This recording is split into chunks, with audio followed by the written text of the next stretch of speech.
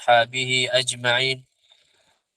قال رب اشرح لي صدري ويسر لي أمري واحلل عقدة من لساني يفقه قولي. ربنا افتح بيننا وبين قومنا بالحق وأنت خير الفاتحين. حسبي الله ونعم الوكيل، نعم المولى ونعم النصير، ولا حول ولا قوة إلا بالله العلي العظيم. Tuan-tuan, puan-puan yang dirahmati Allah Subhanahu wa taala, hadirin hadirat yang dimuliakan Allah dan dikasihi Allah pada malam ini. Tuan, alhamdulillah, syukur kepada Allah Subhanahu wa taala hari ini dapat kita berkumpul. Walaupun dalam keadaan saya sekarang ni dalam kereta, tuan-tuan yang dimuliakan Allah Subhanahu wa taala, tak apalah. Sebab tadi saya ada peruntukkan satu tempat, minta penganjur untuk sediakan satu tempat, dia beri sebenarnya. Tapi akhirnya ramai buat solat, saya silakanlah, saya tak ada masalah.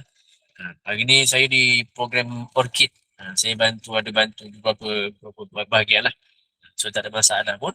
Jadi tuan-tuan yang dimuliakan Allah Subhanahu wa taala, hari ni kita nak cerita pasal dunia. Dunia dan juga beberapa tentang pengakhiran hidup kita. Itulah tuan-tuan yang dimuliakan Allah Subhanahu wa taala. Kalaulah kita dalam keadaan sedang penat. Kalau kamu dalam keadaan sedang penat, saya sedang penat. Ada musibahnya tuan-tuan. Letih dengan cabaran-cabaran dunia. Kita kadang-kadang putus asa dengan masalah. Tuan-tuan yang dimuliakan Allah Subhanahu wa taala, memang jawapan yang paling tepat adalah sabar. Itu juga yang Nabi SAW pesan, sabar. Sebab nanti akan ada masanya, kata Nabi SAW, kita akan pulang, kita akan balik. Dan semuanya selepas daripada itu akan kembali baik dan menghilang segala masalah. Tuan-tuan yang dimuliakan Allah Subhanahu wa taala. Sebab apa kata Nabi SAW begitu? Sebab memang dunia ini tempat penat lelah, tuan-tuan. Memang dunia ini tempat yang akan menyebabkan kita rasa letih. Memang dunia ini tempatnya ada masalah. Memang dunia ini tempatnya bermula masalah. Sebab dunia ini memang tempat beramal. Solat kat mana, tuan-tuan? Solat kat dunia. Kerja kat mana? Kerja kat dunia. Baca Al-Quran pun di dunia. Kenapa kita buat semua tu, tuan-tuan puan-puan rahmati Allah Subhanahu wa taala? Sebab kita nak cari bekal.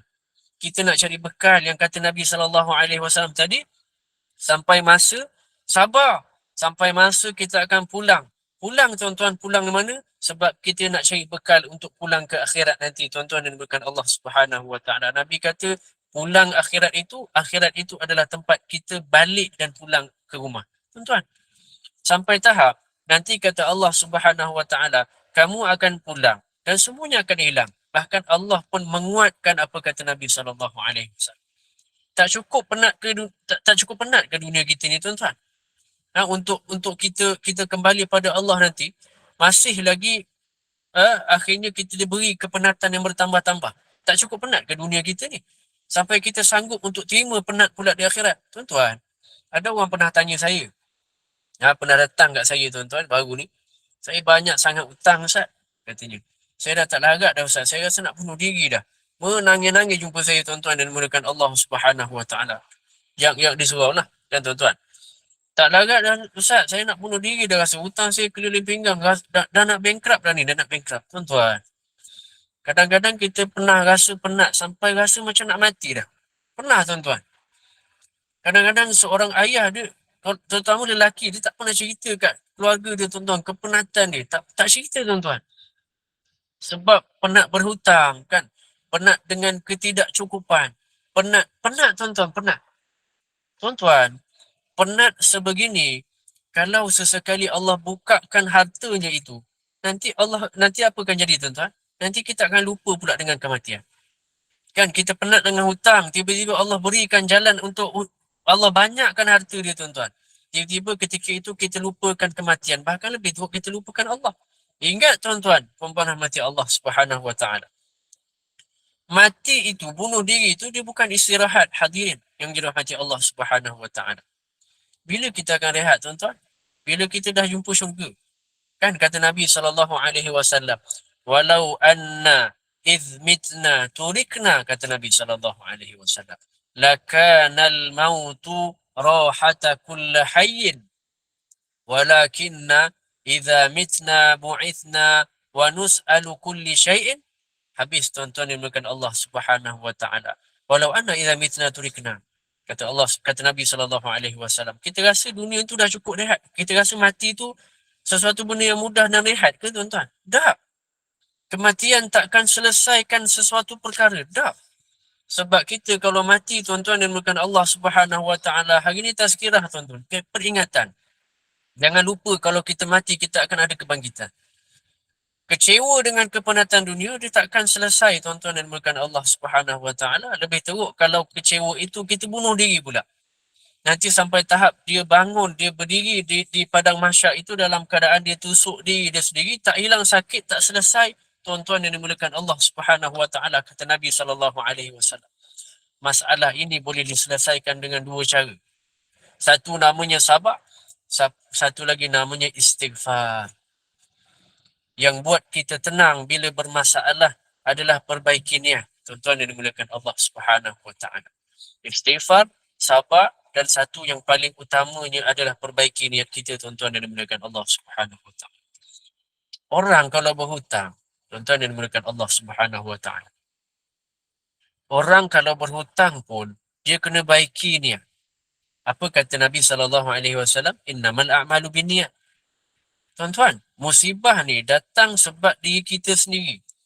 Kadang-kadang hutang pun dah salah niat dah. Apa Nabi kata sallallahu alaihi wasallam tentang hutang ni tuan-tuan? Man akhadha amwalan nas yuridu ada'aha ada Allahu anhu, kata Nabi sallallahu alaihi wasallam. Siapa pun yang pinjam dan memang ada niat nak bayar hutang tersebut, Allah sendiri akan bantu hutang itu dilangsaikan. Tuan-tuan tengok, tuan-tuan berikan Allah Subhanahu wa taala. Apa pun musibah dunia datang daripada kita dulu. Niat dia tuan-tuan. Bahkan niat pun menyebabkan kita rosak ataupun musibah datang kepada kita. Bahkan kata Nabi sallallahu alaihi wasallam sambungan hadis tadi, wa man akhadha amwalan nas yuridu yuridu itlafaha atlafahullah, kata Nabi sallallahu alaihi wasallam. Siapa yang berhutang ataupun dia ambil harta orang lain dengan niat dia tak nak bayar dah, daripada awal niat dia dah rancang bencana dah, tuan-tuan yang dimuliakan Allah Subhanahu wa taala. Apa kata Allah? Allah sendiri akan hancurkan harta dia bersama dengan kita sekali. Nauzubillah min zalik. Tuan-tuan yang dimuliakan Allah Subhanahu wa taala. Ingat hadirin, jemaah yang dirahmati Allah. Hutang kalau tak ada keperluan, itu tak boleh. Ni hukum fiqah saya masuk sikit. Tuan-tuan yang dimuliakan Allah Subhanahu wa taala. Ingat, hutang kalau tak ada keperluan, itu tidak diperbolehkan. Nabi tu sampai minta lindung daripada hutang, tuan-tuan yang dimuliakan Allah Subhanahu wa taala.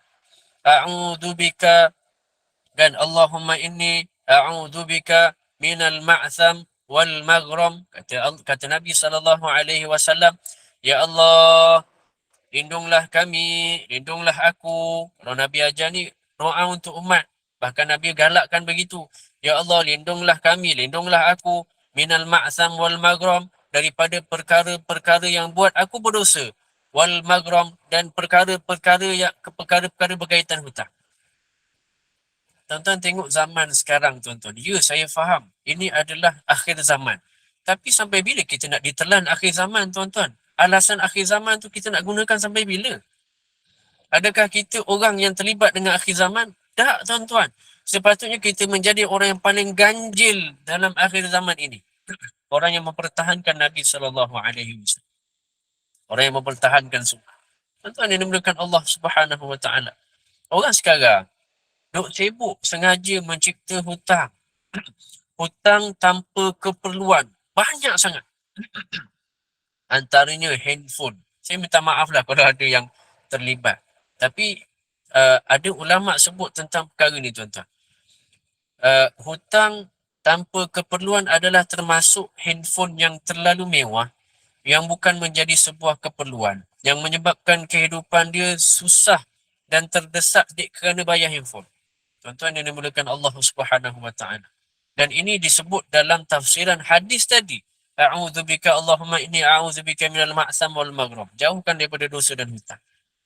Tuan-tuan yang dimuliakan Allah Subhanahu wa taala, bahkan sekarang ni banyak promosi kad kredit. Kad kredit ni memanglah, tuan-tuan, kita rasa macam orang tak ada. zero fees, tak ada yuran, tak ada sekian, tak ada sekian. Tapi tuan-tuan, akhirnya syaitan dia cara dia mudah je tuan-tuan. Akhirnya dia lupakan kita terlewat bayar. Tuan-tuan, lewat bayar riba. Handphone tuan-tuan, lewat bayar riba.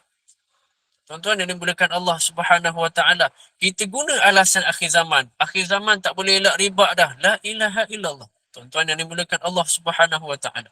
Sedangkan perkara tersebut bukan satu keperluan untuk dia. Allahumma salli ala Sayyidina Muhammad. Tuan yang dimulakan Allah Subhanahu Wa Taala. Jadi hutang ni tuan-tuan yang dimulakan Allah Subhanahu Wa Taala.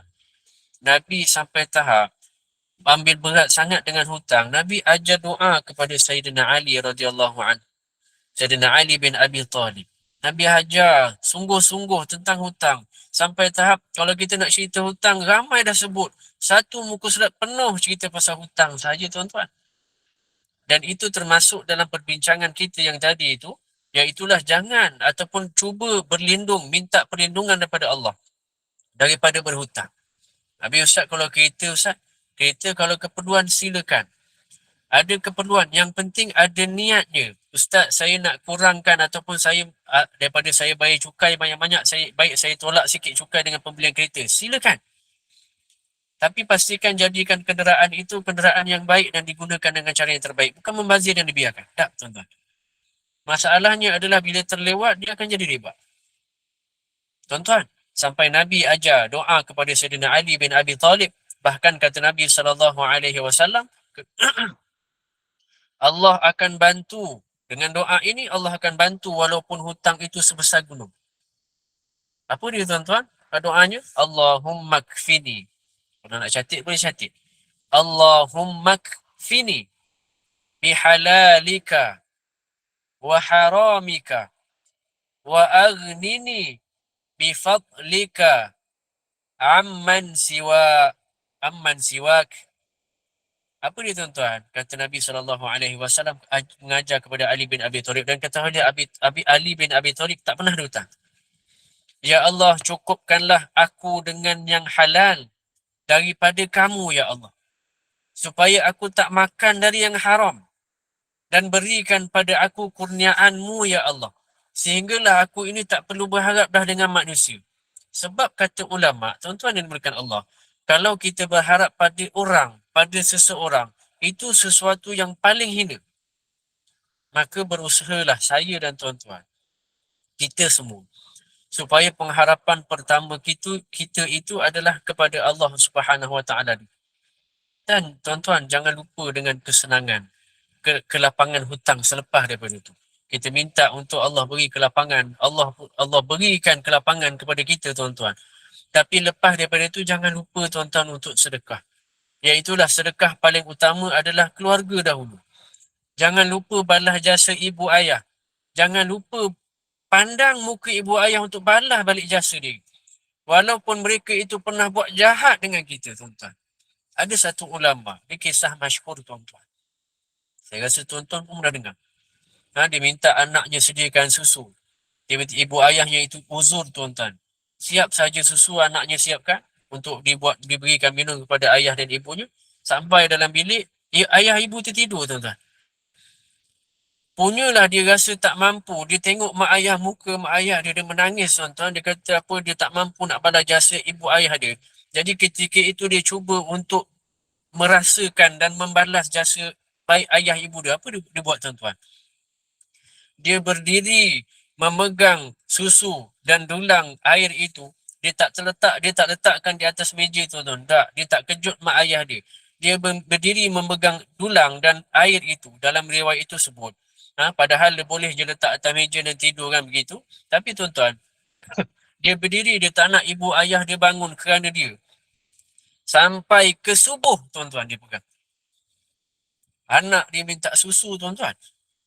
La, kata dia. Tak, susu ini untuk ibu ayahku. Tuan-tuan yang dirahmati Allah Subhanahu Wa Taala. Hadirin, bila kita berharta, jangan lupa mak ayah. Ini suatu perkara yang kadang-kadang kita tak perasan pun kita lupa. Hadirin, bila kita dah berharta, kita akan ada masanya lupa mak ayah. Kita seolah-olah lagi pedulikan anak-anak kita tuan-tuan. Tuan-tuan, cuba berikan saya satu hadis. Tak ada hadis yang sebut anak itu pintu syurga. Tuan-tuan, tak ada. Tapi kenapa anak lebih daripada ibu ayah? Kenapa tak bagi apa yang kita beri pada anak kita kemewahan itu berikan juga pada ibu ayah? Kenapa tuan-tuan? Yang ada hadis sebut tentang pintu syurga ni tuan-tuan cuma orang tu kita mak ayah kita. Tuan-tuan, ciptalah kenangan dengan orang-orang tua mak ayah kita banyak-banyak. Sebab mereka lah kunci syurga kita. Saya sebut sebab saya dah merasa begitu tuan-tuan. Walaupun itu mak mertua saya rapat sangat dengan beliau tuan-tuan. Saya rasa sesuatu yang macam, kenapa saya tak cipta kenangan? Isteri saya cukup rasa macam tak banyak gambar, tak banyak. Banyak dah tuan-tuan, tapi rasa tak cukup. Tuan-tuan dimulakan Allah Subhanahu Wa Taala. Jangan pernah ambil gambar mereka.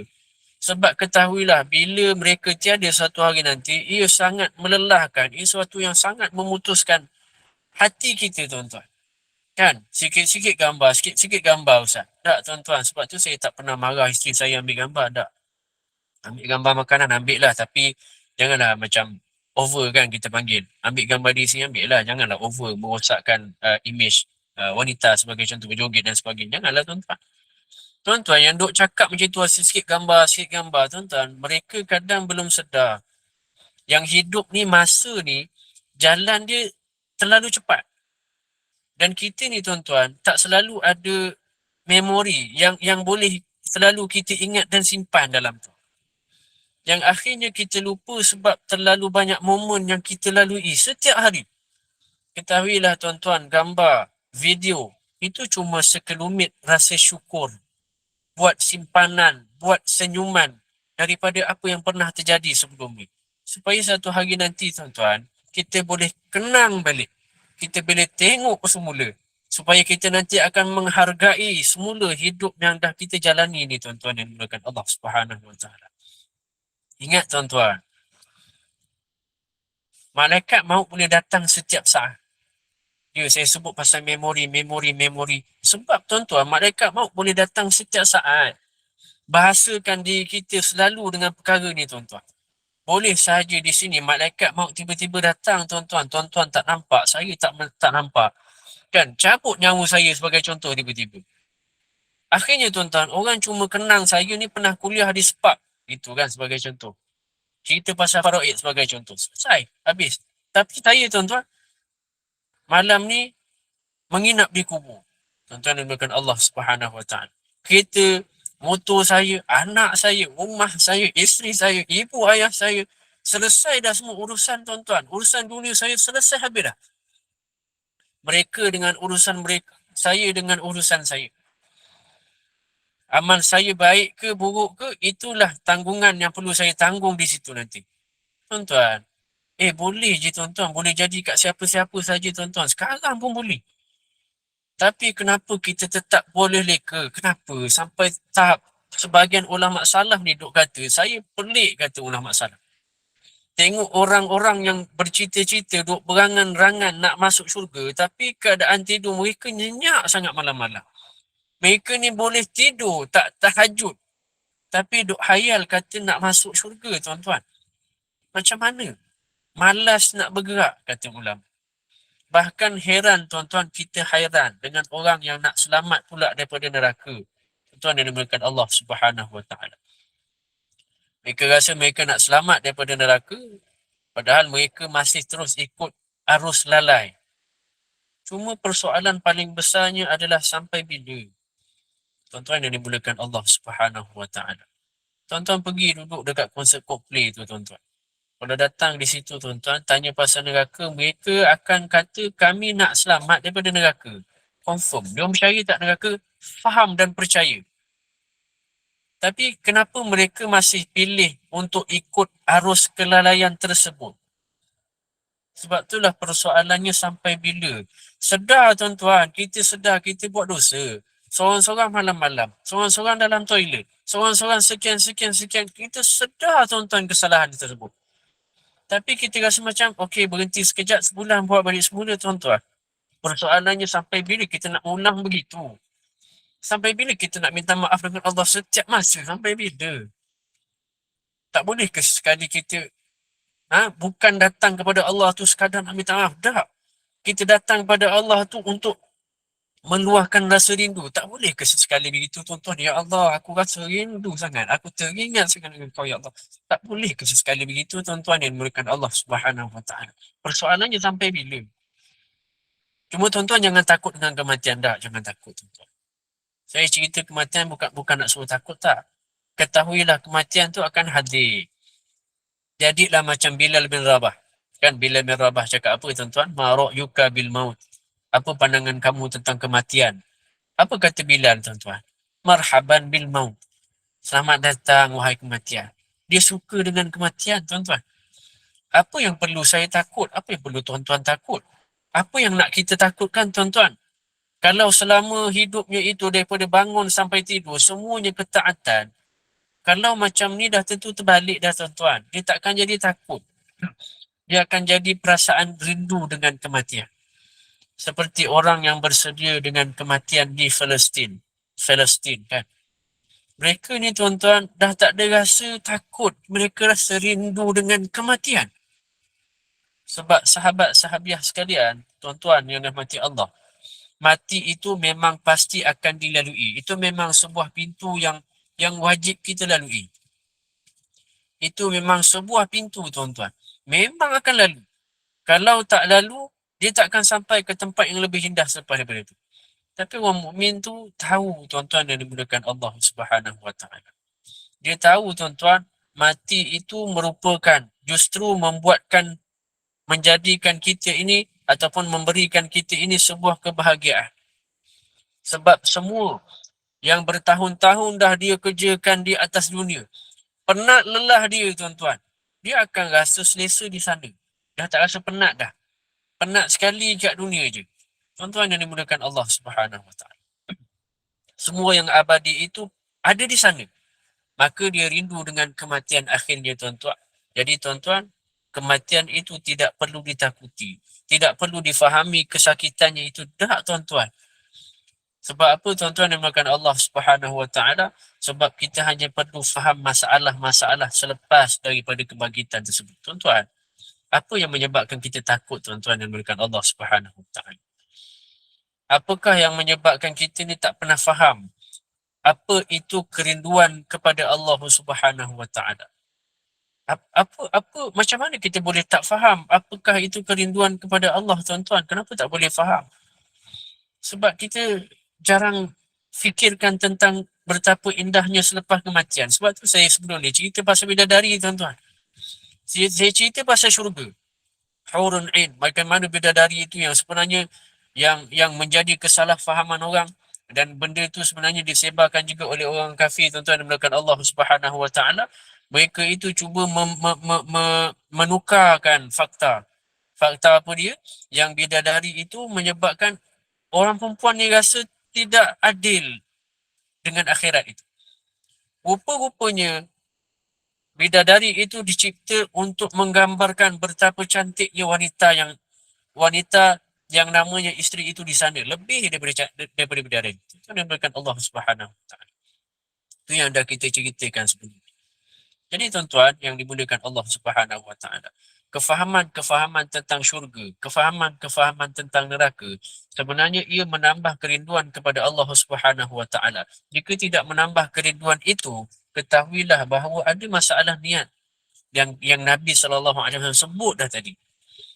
Tuan-tuan yang dimuliakan Allah Subhanahu Wa Taala. Sebab itulah saya ni suka ataupun banyak menceritakan tentang ataupun banyak memberikan beberapa tazkirah, peringatan yang sebenarnya kita dah faham, dah tahu dah tuan-tuan. Saya pernah sebut sebelum ni dengan di khutbah Jumaat tuan-tuan yang dimuliakan Allah Subhanahu Wa Taala. Saya tengok anak-anak di surau itu terlalu fokus ataupun terlalu leka dengan permainan sehingga mengabaikan akhlak. Duduk depan pintu tuan-tuan, kita bercakap dengan saya, dia hormat lah kan. Bila saya cakap ke tepi, semua ke tepi tuan-tuan. Tapi dengan orang lain, orang tua-tua, dia ke tepi sikit, dia angkat kaki je tuan-tuan. Orang tua dah lalu, dia langgar je kaki. Kan kurang dipanggil apa, kurang adab. Dek kerana phone itu tuan-tuan. Jadi pada Jumaat lepas saya sukalah mengingatkan benda-benda yang begitu tuan-tuan. Sampai saya sebut, wahai umat Islam, wahai orang-orang muda, kita ni tertipu dengan nafsu kita. Kamu tu duk tertipu dengan nafsu kamu. Saya tunjuk tuan-tuan sebab. Saya sebut nama tuan-tuan. Kami ni tertipu dengan nafsu kita ni tertipu dengan nafsu kita. Kita ni duk ikut orang fasik dengan dan orang zalim, tuan-tuan. Saya amat bimbangkan kematian yang dalam keadaan yang imannya itu tercabut.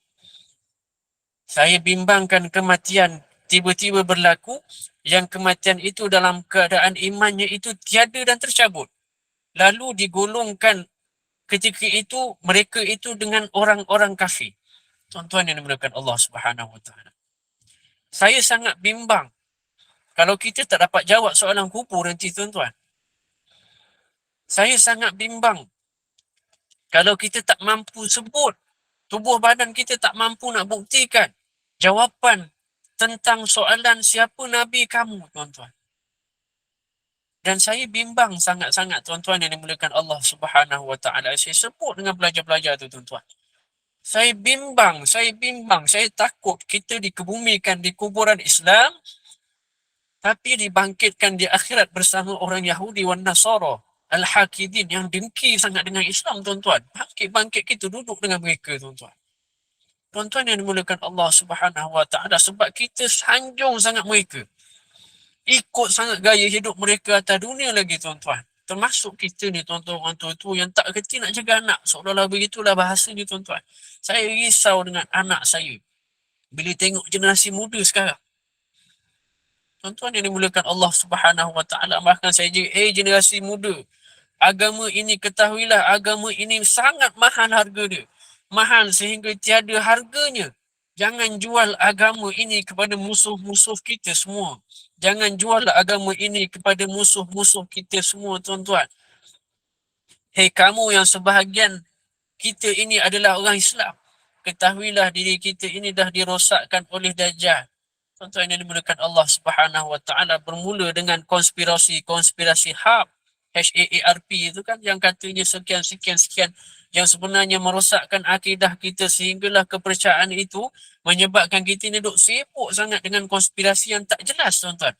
Sehingga Allah sibukkan kita dengan kajian-kajian begitu dan kita lupa dengan benda yang utama. Bertahun-tahun kita ditipu supaya kita tak ada masa mengkaji penuh tentang Islam, dan kita ini tiada perancangan untuk menghapuskan perkara tersebut ataupun melawan. Kita cuma boleh cakap elak sekian, tapi bila ajak perang tak boleh, tuan-tuan. Tak mampu. Dan kerana taksub itu, tuan-tuan, taksub kepada siapa pun, maka kamu mencerca orang soleh selepas daripada itu.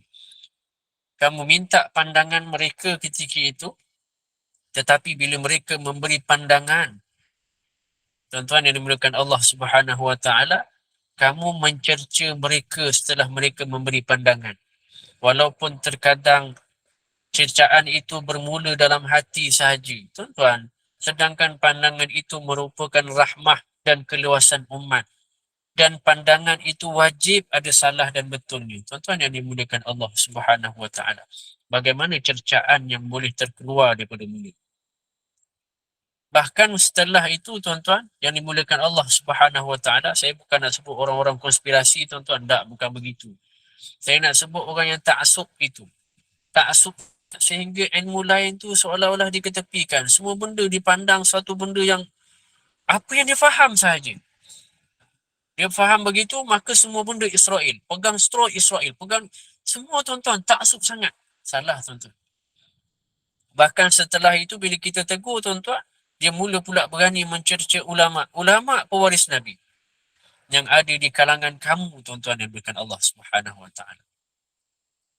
Kemudian mereka merendahkan pula awliya Allah. Tuan-tuan, kita percaya dengan kata-kata dusta yang panduan mereka ni hanya rasa-rasa saja, tuan-tuan. Panduan mereka ini hanya pada sains saja semata-mata, tuan-tuan, yang berikan Allah Subhanahu Wa Taala. Malah bertahun lamanya kita tertipu ataupun kita percaya dengan kata-kata mereka. Walaupun ada yang betul, saya faham, tuan-tuan. Bukan saya kata tak boleh ikut semua. Tak, silakan. Tapi, tuan-tuan, fahami betul-betul kita ada satu tugas yang hakiki, iaitulah mencintai dan merindui Allah. Mana pergi tugasan itu? Mereka tipu kita, mereka tolong merosakkan fikiran kita, mereka sibukkan kita dengan kajian-kajian yang berfaedah, tapi sampai tahap kita melupakan untuk kembali merindui Allah Subhanahu Wa Taala. Akhirnya mereka merosakkan fikiran dan akidah anak kita pula, tuan-tuan, merosakkan akhlak kita, tuan-tuan, dengan perkataan-perkataan yang la haula wala quwata illa billahil aliyyil azim. Apa saja perkataan Inggeris yang kurang elok ada pada pelajar-pelajar sekolah, tuan-tuan. Maka sampai bila kita nak jadi begini? Sampai bila? Demi Allah, tuan-tuan, setiap musibah yang menimpa diri saya dan tuan-tuan ini, bahkan ke atas keluarga dan cucu anak-anak kita, tuan-tuan, puncanya adalah kerana kita meninggalkan yang satunya, tuan-tuan, yang dimuliakan Allah Subhanahu Wa Taala, iaitulah meninggalkan Nabi sallallahu alaihi wasallam. Sikit-sikit kita tinggal. Sebab itulah Nabi sebut sallallahu alaihi wasallam, akhir zaman nanti genggam sunnah itu dengan gigi garham kamu. Sebab sunnah itulah, tinggalkan Nabi itulah, kurangnya kecintaan kepada Nabi itulah sallallahu alaihi wasallam menyebabkan kita banyak terpesong. Sampai kita lupa, tuan-tuan, yang saya sebut tadi, hutang pun perlu ada niat. Tuan-tuan yang dimuliakan Allah Subhanahu Wa Taala, kita meninggalkan punca jatuhnya rahmat dan kasih pada Allah Subhanahu Wa Taala, maka akhirnya Allah jatuhkan musibah, kesedihan, ketidaktenangan kepada diri kita, tuan-tuan yang dimuliakan Allah Subhanahu Wa Taala. Allahumma arinal haqqa haqqan warzuqna ittiba'ah wa arinal batila batilan warzuqna ijtinabah.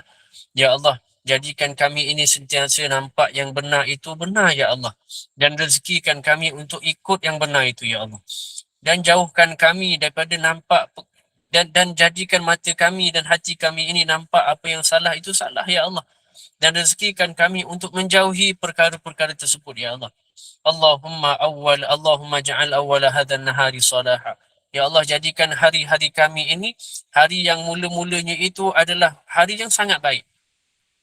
Wa awsatuhu falaha. Di pertengahannya itu nampak jalan-jalan keluarnya, ya Allah. Wa akhirahu najaha. Dan di akhirnya itu, ya Allah, masa tuaian itu, ya Allah, adalah tuaian-tuaian yang berjaya, ya Allah. Allahumma a'inna ala dzikrika wa syukrika wa husni ibadatik. Jangan tinggalkan kami, ya Allah.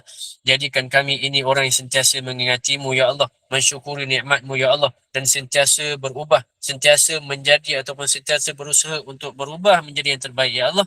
Rabbana atina fid dunya hasanah wa fil akhirati hasanah wa qina adzabannar.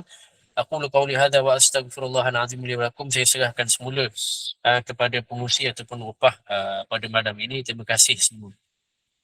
Sama-sama, kasih, Masya Allah Ustaz. Sebanyaknya persoalan bercelaru.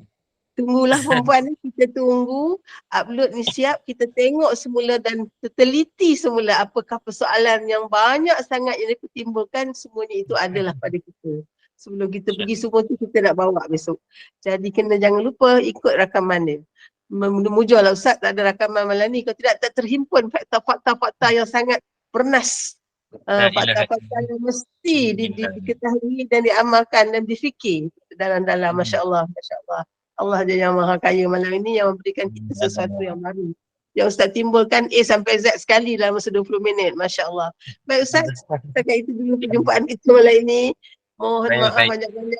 Tolong minta Ustaz tangguhkan majlis kita. Silakan. Baik, terima kasih sekali lagi. Ada yang sebut minta untuk share doa, saya rasa. Jadi doa tu saya rasa di Google kot. Google je doa hutang Sayyidina Ali bin Abi Thalib. Saya rasa jumpa dah nanti, insya-Allah. Terima kasih semua. Jadi kita tangguh majlis kita pada malam ini. Moga-moga bermanfaat dengan kafaratul majlis wa suratul asri. Subhanakallahumma bihamdika. Nashhadu an la ilaha illa anta nastaghfiruka wa natubu ilaik. Bismillahirrahmanirrahim. Wal asri innal insana lafi khusri illal ladzina amanu wa 'amilus solihat wa tawasaw bil haqqi wa tawasaw bis sabri. Sallallahu ala sayyidina Muhammad wa ala alihi wa sahbihi wa baraka wa sallam. Walhamdulillahirabbil alamin. Terima kasih semua. Assalamualaikum warahmatullahi wabarakatuh. Terima kasih Ustaz. Terima kasih Pak.